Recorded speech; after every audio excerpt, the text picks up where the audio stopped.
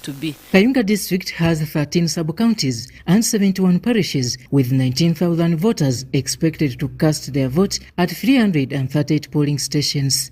I'm Robert Onyango and Shaidat Nasako for UBC News in Kayunga. Uganda National Students Association has asked the government and the Ministry of Health to reconsider the decision of suspending medical intern doctors. Now, this has been disclosed by the President, Unsa Walunga Yusuf, in a meeting that was aimed at mobilizing students and medical leaders that have finished the information technology course. We have more in this report. Students under Uganda National Students Association are urging government and Ministry of Health to reconsider the suspension of medical intern doctors. The President, Uganda National Students Association, says intern medical doctors are entitled to get what the President directed. The President assured them that they should be given. Then why should someone deviate from the directive of the President? And my position is we need a win-win solution. What the interns are requesting, is it entitled to them? If it is it there? If it is there, why not to give them? If it is not there, is it necessary a letter to come and just chase them away? I believe it shouldn't be the better position to take. What I believe is there a possibility of the ministry calling upon the stakeholders, calling these interns, calling the students-related associations like ONSA on a round table, and we discuss this matter. The Deputy Spokesperson, Forum for Democratic Change, John Chikonyogo, wants the Ministry of Finance to release funds that were promised following the President's directive. Ugandans have a tendency of not caring about the plight of others. These intern doctors, a good number of us who have taken patients to hospitals, know it pretty well. These are the people who come first to attend to your patient. Even if you are very rich and you can transport your patient outside Uganda, you need that stabilization in these hospitals in Uganda, and the probability to meet an intern in the ward when you take your patient there is very high. In another development, a joint task force has been formed by Uganda National Students Association to join the campaign of voluntary testing, surveillance and school-based care to ensure schools remain open and safe. So as students leaders, we are requesting our colleagues all the way from the guild presidents, head prefects, class counselors to go on with the campaign of mobilizing students to get vaccinated. This is our campaign, it's a priority. We cannot deviate from this campaign. We know there are some issues, but we are telling the colleagues, please let us vaccinate. And still we request the Ministry of Health, once schools reopen, if they can find a way of bringing the vaccines to school, so that those who have not been vaccinated well home, they can be vaccinated when they have come back to school. Walunga Yusuf says this is aimed at ensuring that once schools are opened, they run without further disruptions. The task force is to sensitize child mothers and students that have lost hope in education to return to school for a better future. Among the members of the task force is the Mothers Union that is holding a task of counseling children that have lost hope in education. To children that have become child mothers, I don't think that as this campaign is there in place, I think it has to wait for them to go through this. But they need a lot of counseling, because I just want to believe that some of them ended into this because of the COVID-19 effects. So as mothers, we are more than ready to do the counseling, to be waiting, to be patient, and see them through this challenge, and they go back to school. The strategies of keeping schools open include vaccination, school-based rapid testing for COVID-19, school-based care for mild cases, among others. Tumwine Brian Biaruhanga, UBC News. Biaruhanga, thanks so much for that story there. Now, the Uganda People's Defense Forces, UPDF, has carried out other offensive attacks against the allied democratic forces in the Democratic Republic of the Congo. 2 more camps have been hit by the Uganda forces, and over 60 ADF rebels have surrendered to the joint UPDF and FARDC force.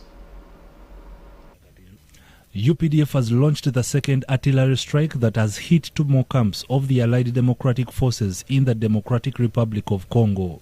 very close to where the initial strikes were, Kambiayu, Belu 1 and Belu 2. So last night we engaged targets very close to those. The ADF were trying to regroup at the time these artillery strikes were conducted against them. Intelligence pinpointed other positions in that general Erengeti triangle. Security has been intensified at the Uganda-Congo border to ensure safety of locals living within the jurisdictions. There was an attack in Mangina a few days ago where many people were killed. Our intelligence is showing that they are now on the loose because of this operation. So even our people this side of the border need to be very cautious. We appeal to leaders, to communities, be vigilant because they may attempt to come to our rear here and cause havoc to our population. FADAC forces have already accessed the camps that were first hit when UPDF launched the initial offensive. FRDC has, because those camps are near the positions of FRDC, the armed forces for Democratic Republic of Congo, with whom we are operating in this operation. It is a joint operation, as you know. For them, they have reached those camps. The army has dispatched troops across Mukakati River Semuliki Bridge to join FADAC forces. The road is key in the operation since it will be used to transport logistics as crucial tactical operations continue to ravage ADF activities.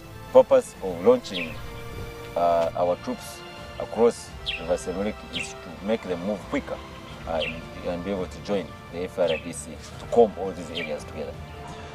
Ever since the Uganda People's Defense Forces and the Congolese Army FADAC launched an offensive against the Allied Democratic Forces camping in the thick forests of Congo, so far over 60 ADF militias have handed themselves to the FADAC forces and the Uganda People's Defense Forces. Ivan Kahwa, UBC News in Ibundibujo District. And of course, the struggle to flush out those ADF guys still continues. Thank you so much, Ivan Kahwa, for that report there. Now, Uganda Police has warned the public about emerging fraudsters as we go towards the festive season. Police says some of its officers have been victims of these fraudsters and may attract the force to send some officers for further training in order to deal with these fraudsters. Now, this was disclosed by police spokesperson Fred Enanga during the weekly security brief. Nasir Luwama has the detailed story. Some police officers were conned by fraudsters promising them training opportunities by the Swiss government. This has compelled the Uganda police to warn the public during these days of celebrating the year completion. Once he establishes that the officer is talking to doesn't have a passport, so he puts up a request of about 600,000 to process an express passport for the officer so that they can travel to Switzerland in January for a leadership course organized by the Swiss police. So these frauds have been there. Some fraudsters use phone calls and text messages claiming to be employers. In the crime report of last week, police have indicated increasing rate of victimizing children by their grandparents. The major case was reported in Kayunga district, where a grandfather assaulted a 9-year girl juvenile sexually. Right now, the girl victim is being attended to by therapists and trying to see that really that trauma that she actually went through, we try to see how she can heal. Police have arrested 36 suspects in Kamuli district over dealing in counterfeit currencies. These have been trading in these counterfeit notes to defraud the public. Suspects who use chemicals and black counterfeit notes to defraud victims, they get genuine notes of shillings and dollars, and then they soak it into dark substance. The increasing attacks on security personnel is another issue which the public has been cautioned, as it will attract unfriendly retaliation from the men in uniform.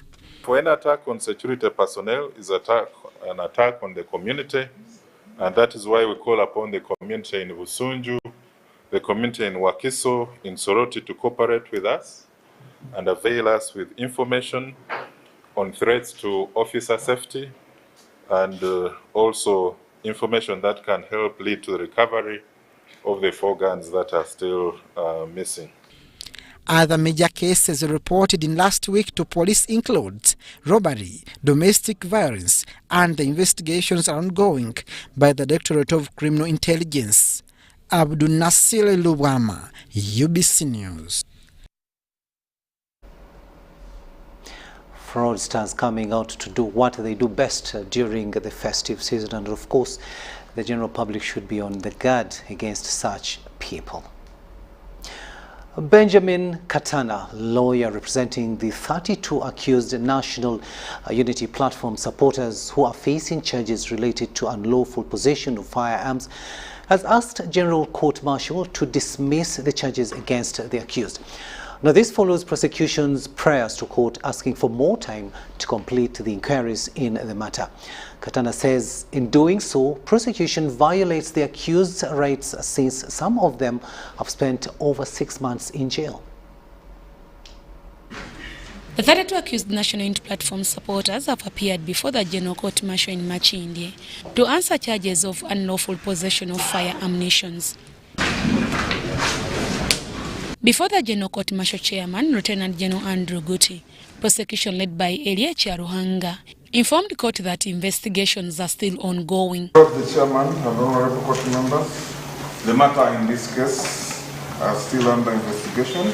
We pray that this case be adjourned to 24th of January 2022. One of the accused is lawyer Benjamin Katana, basing on the prosecution's prayers, requested court to dismiss the application. That this delayed commencement of the trial points to a deliberate effort by the prosecution to punish the accused persons for they have been tried by this honorable court. Katana asked court prosecution to avail them with the full disclosures and the details of the charges against the